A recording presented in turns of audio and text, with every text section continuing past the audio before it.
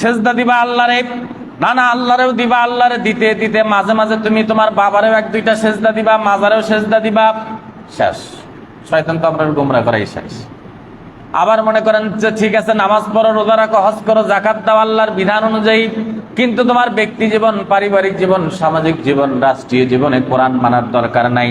শুধুমাত্র নামাজটা পড়বা কোরআন দিয়া, রমজানের সিয়াম পালন করবা কোরআন দিয়া, তুমি তারাবির নামাজ পড়বা কোরআন দিয়া, কিন্তু ব্যক্তি জীবনে কোরআন মানার দরকার নাই। এই চিন্তা চেতনাগুলো ঢুকে দিছে আলেম ওলামার মধ্যে, দলে দলে তাদের বিভক্ত করে ফেলছে। মুসলমানদের মধ্যে নানান দলে বিভক্ত করে ফেলছে। এরা গরম শুনি, না ঠান্ডা শুনছি, এরা ঠান্ডা সুন্নি, এরা হচ্ছে জিলাপি সুন্নি, এরা হক্কানি সুন্নি, নানান সুন্নির নামে অনেক দলে দলে বিভক্ত করে ফেলছে।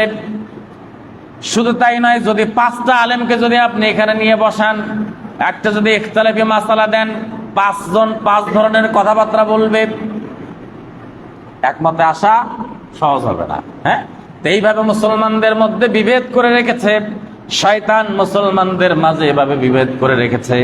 মানুষদেরকে অনেক সময় ভালো ভালো কাজের কভার দিয়ে আচ্ছাদিত করে, ভালো ভালো কাজের মোড়ক দিয়ে মানুষদেরকে বিভ্রান্ত করার জন্য শয়তান উঠে পড়ে লেগে আছে।